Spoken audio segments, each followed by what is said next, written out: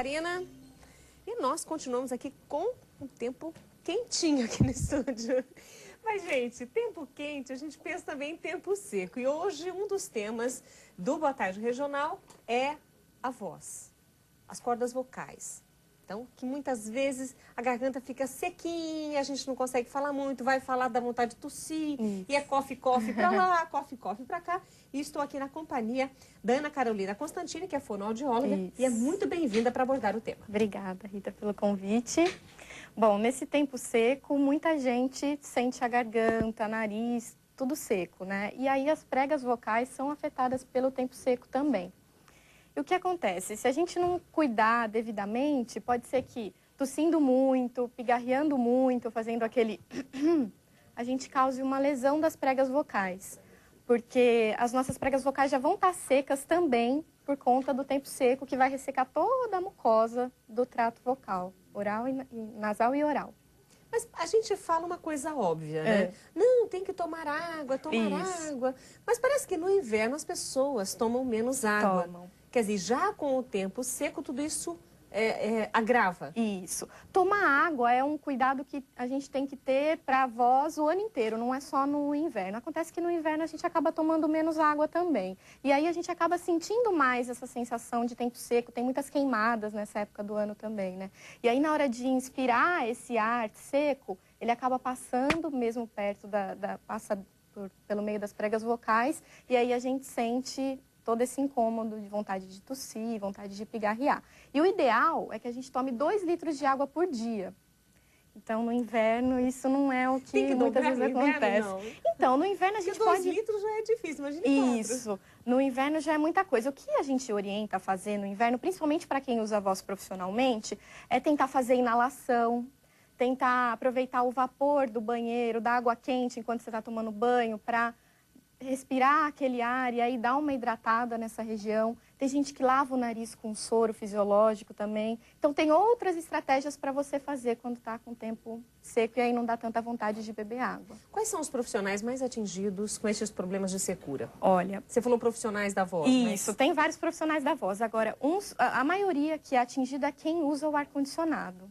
Né? Quer dizer, pode até não falar muito, mas se no ambiente tiver o ar-condicionado... Isso, porque o ar-condicionado ele retira a umidade do ambiente. Então, onde tem ar-condicionado, o ar fica mais seco. Então, os mais atingidos são os operadores de telemarketing, porque obrigatoriamente lá tem que ficar um ar bem frio para refrigerar as máquinas, os computadores. Além do agravante de usar muito a voz. Isso, e usa muito a voz além de tudo. Então, eles têm que beber bastante água para poder contrabalancear. Outro profissional que, nessa época do tempo, pode ser afetado são os vendedores ambulantes, que falam muito na rua, eles ficam em ambiente aberto. Todo trabalhador que está em ambiente aberto precisa da hidratação não só para a voz, mas para todas as outras funções do corpo. Bom, então, quais são as suas recomendações agora para esse período? Olha, bom, primeiro é tomar bastante água. Não precisa pegar um copo grande de água e tomar aquele copo grande. Você pode tomar em pequenos goles para não ficar dando muita vontade de ir ao banheiro também. Quem for usar a voz profissionalmente, cantores, repórteres, operadores de telemarketing, fazer a inalação é uma coisa legal para poder hidratar também. E os cuidados básicos, que são evitar falar em ambiente barulhento, porque no ambiente barulhento a gente tende a falar mais alto do que a gente já fala normalmente, né? Então aí a gente pode ter um problema vocal por causa disso. Evitar tossir e pigarrear em excesso, isso vira um hábito para algumas pessoas, isso também é muito prejudicial para a voz. Isso. Fono nenhum gosta de fazer isso. Tem outras maneiras de evitar. Então a gente pede para isso não virar um hábito, né? Esses são os cuidados gerais. Tomar cuidado com a alimentação também, dependendo... Nessa época a gente costuma comer ingerir mais calorias, então alguns alimentos mais gordurosos que podem causar refluxo e também atrapalhar a voz.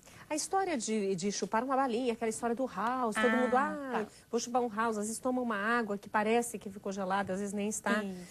Esses docinhos, ou mesmo o café, podem ajudar a agravar essa secura ou esses problemas nas cordas vocais? O problema das pastilhas, dessas pastilhas que a gente toma, muitas vezes as pessoas tomam quando estão com dor de garganta, né? Em quadros de gripe. Isso não é o ideal. Por quê? Quando a gente usa uma pastilha dessas de menta, o nosso trato vocal, a nossa laringe fica adormecida. Para dor, isso é bom. Mas para a voz, depois não vai ser bom, porque a gente tá tudo adormecido e a gente tende a falar com mais esforço do que precisaria. Então, momentaneamente, a sensação é boa, mas depois a gente vai ser prejudicado por conta disso. Então, é um hábito que as pessoas têm que não é legal. O café, por ter cafeína, ele causa em algumas pessoas o refluxo. E aí o refluxo, para a voz, não é tão bom. Tem algumas pesquisas que mostram que não é bom. Então, o que a gente orienta é, se você for usar a voz profissionalmente, esses profissionais que eu falei, se você for dar uma aula aos professores, uma palestra, evitar tomar café antes de usar a voz profissionalmente. Então, preferir tomar água, que é um pouquinho melhor. Tem aqui a participação do César Calau, inclusive já esteve aqui no Boa Tarde Regional, ele está lembrando isso aqui. Boa tarde, Rita, é um prazer participar mais uma vez do programa. Sou cantor e professor de canto e uma das orientações que passo para os meus alunos é a hidratação das cordas vocais. Isso. Parabéns pelo assunto de hoje, que é muito importante. Legal, César, um abraço para você. E tem aqui mais uma participação, Adriana Carvalho de Limeira. Ela diz assim, agora nas férias, recebi priminhos e amiguinhos do meu filho. E o fato de cantar, contar histórias, até gritar para falar com as crianças, para vir comer ou sair da rua, etc., me fizeram ficar rouca. O que pode ter acontecido? Só isso já faz a gente ficar rouca? Tem pessoas que um simples abuso pode causar rouquidão. No caso dela, dona de casa, com as crianças em casa, a gente acaba abusando mais da voz. Então, gritando a longas distâncias, chamando uma pessoa num cômodo da casa que a pessoa está no quintal ou está em outro cômodo. Isso tudo são abusos vocais. Agora, o que ela tem que ficar atenta é que rouquidão, aí todas as pessoas têm que ficar atentas. Rouquidão não é uma coisa normal. Se você tem rouquidão após 15 dias, você fica 15 dias rouca e não melhora, você tem que procurar uma ajuda de um profissional. Porque isso pode ser um sintoma de outra coisa, de uma lesão, de alguma outra coisa. Então, às vezes, as pessoas pensam que é normal ter uma voz rouca. Não é. Então, tem que ficar atento a todos esses sinais. Eu acho que, provavelmente, se for um abuso momentâneo, pode ser que depois que a vida volte ao normal, isso melhore.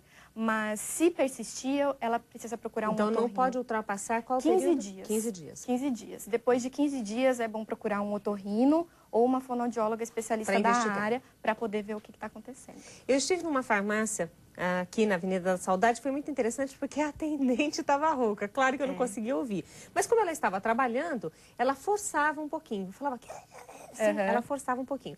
Esse forçar para quem perdeu momentaneamente a voz, existe uma técnica que ela possa usar para se comunicar sem forçar tanto? Dicas? Olha... isso é uma coisa do inverno também. As pessoas acabam ficando gripadas e aí ficam roucas por consequência. E aí tem que trabalhar, não pode parar de trabalhar e fala em cima de uma rouquidão por conta da gripe.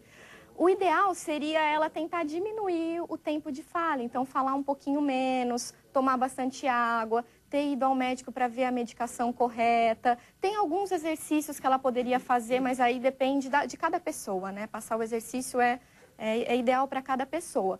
Mas, assim, é difícil recomendar. Não fale, sendo que ela é vendedora e o principal objetivo lá na hora da venda é falar.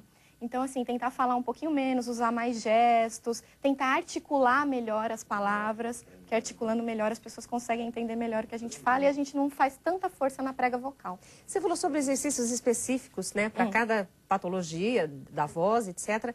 Mas aquele trrr que a gente faz para quem tem o pigarro, ele é gostoso porque ele alivia, né? Isso. Esse é descansa, acorda? O que ele faz? Descansa. Ele é um exercício de aquecimento vocal. Então, qual que na verdade, ele serve para outras coisas também. Mas muitas pessoas usam como um aquecimento vocal. Então, você prepara a musculatura da prega vocal para usar profissionalmente. Então, é a mesma coisa que um nadador.